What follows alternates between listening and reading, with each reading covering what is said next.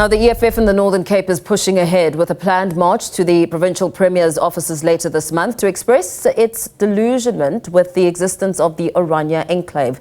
A meeting between the EFF, the Orania movement and Freedom Front Plus on Friday failed to reach consensus. The party says Orania's existence weakened unity in the country. Let's listen to what EFF Northern Cape Chair Shadrack Xalana had to say on the show yesterday.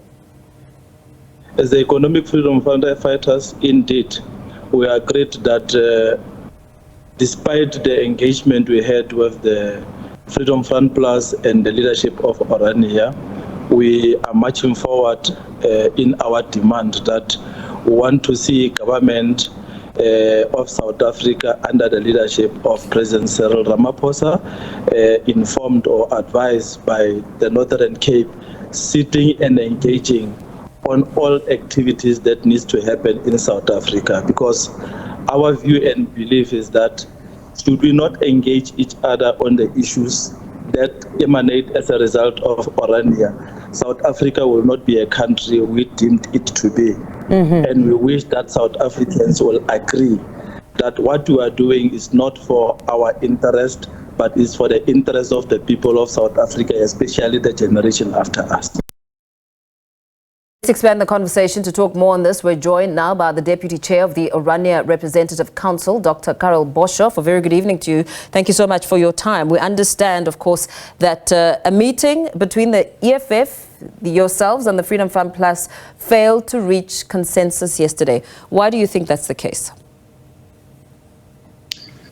You know, Paul, one can differ on many levels. One level is that of misunderstanding. We had some misunderstandings and we have addressed some of those.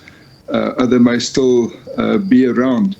But you can also differ on perspective. You may be looking at the same thing from different angles and have a different perspective on the matters. But then even more serious is when you really differ in terms of your deep beliefs. And I think we have touched on a point where the beliefs between the different parties or role players are so different that there is no short way to really understand each other or to find each other. And that is why we came to the conclusion that much more discussion and interaction and engagement will be needed if these parties are to reach a constructive agreement on any of the matters concerned. You talk about misunderstandings. Perhaps give us some insight. What kind of misunderstandings and how are you differing on perspective? And of course, the differences in terms of beliefs. What are you saying? Well, one of the points of misunderstanding may be that we are constantly confronted with racialist perspective on our existence and on South Africa as such. While that is not our perspective at all, we are confronted with the expectation that we break off from South Africa, that we are in some kind of isolation, a so-called state within a state, which is just not factually the case. In fact, we do interact with not only government organs, but also with many other communities who may share interests. We interact in many ways, but we do it on the footing of self-sufficiency and the pursuance of self-determination, which is part of what the present constitution affords us to do. We are not a political party. We do not march for our existence. We do not depend on the attention of media. We are a community of living people, of mothers and children and schools and roads and jobs and businesses and power generators. And, you know, this is home. We don't march and then go home. If you'll allow me just to interrupt you there, Dr. Boshoff, you speak about that, you know, there's the perception around breaking off and being in isolation, that you're a state within a state, which is not factually correct. You'll correct me if I'm wrong, because my understanding is that some community leaders from Orania visited the US seeking recognition as an autonomous entity through the help of President Donald Trump. Is that factual? Did you meet with the president? Was that your aim? I mean, because it feels like a contradiction, saying it's not factually correct. Perhaps it could still be your aim. The President of the United States of America referred to Afrikaners as a priority population in terms of his scheme of things. And we have an approach that says not about us without us. If people talk about Afrikaners, if they talk about our future or our position in the world, it's not to be done without us. We did not engage with the President as such. Our representatives have with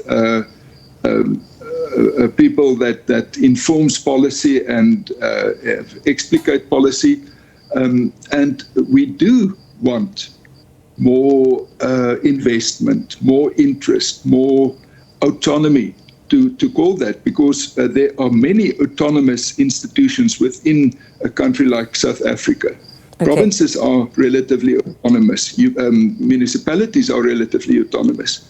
There's nothing wrong with Orania being autonomous within a bigger setup. It was just the word that you're not, it's factually incorrect to say that you are a state within a state, when my understanding is that you went to the US wanting to be, considered a state.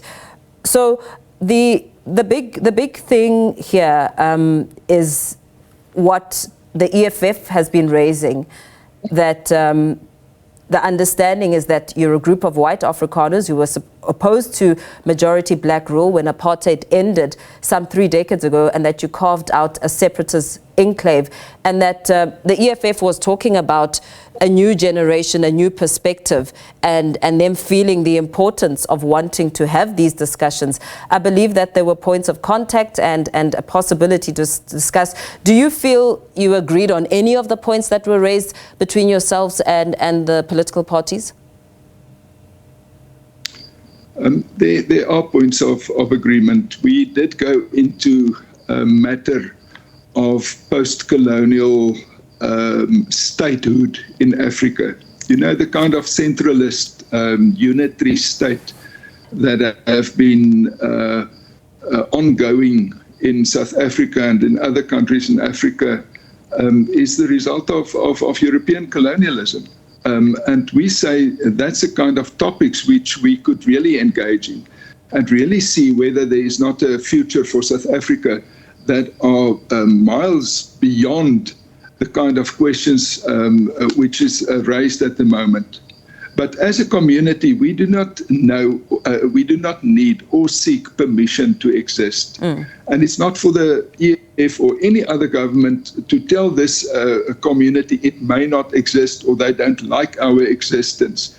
That's just not how it works. It doesn't work for any community in South Africa on that basis. Go tell the Zulus they may not exist, they may not have a kingdom, they may not have land. There's not such a thing.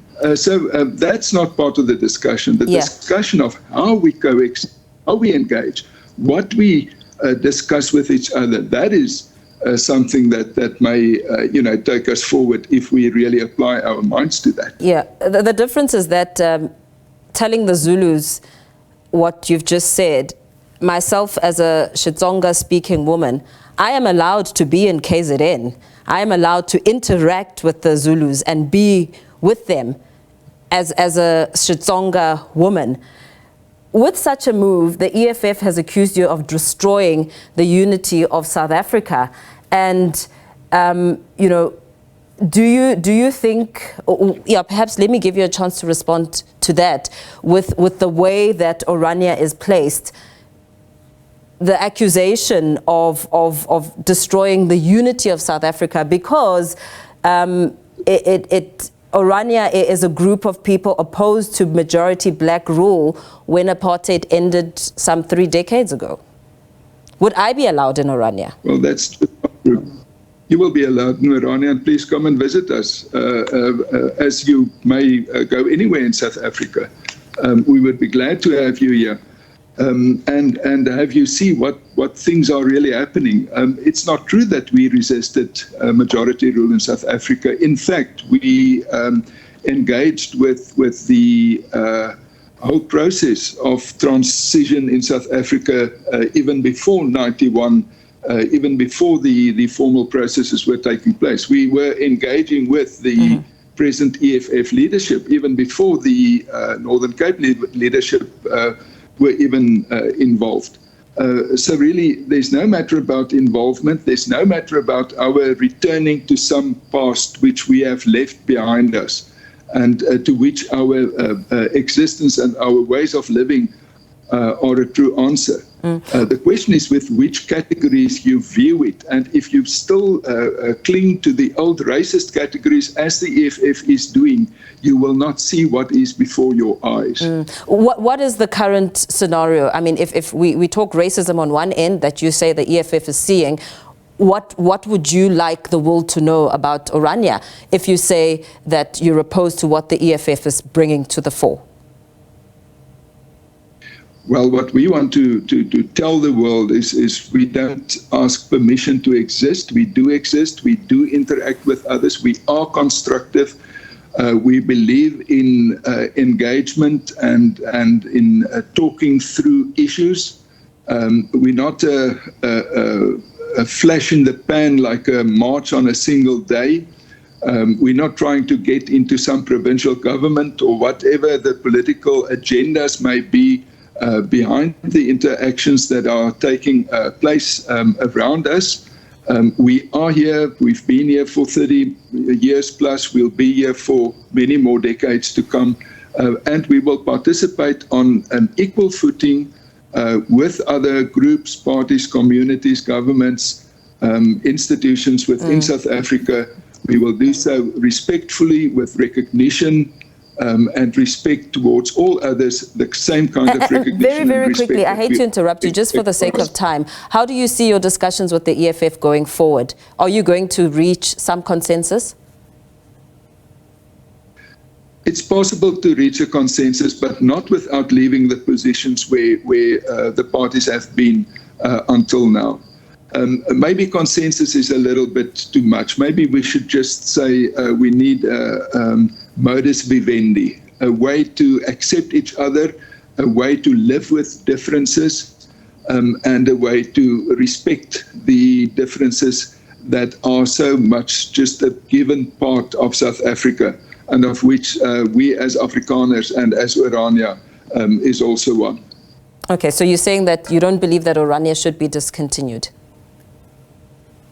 There's no question about that. If anybody thinks they can just come and discontinue Orania or take away its existence, there will be a pushback. There's no question about that.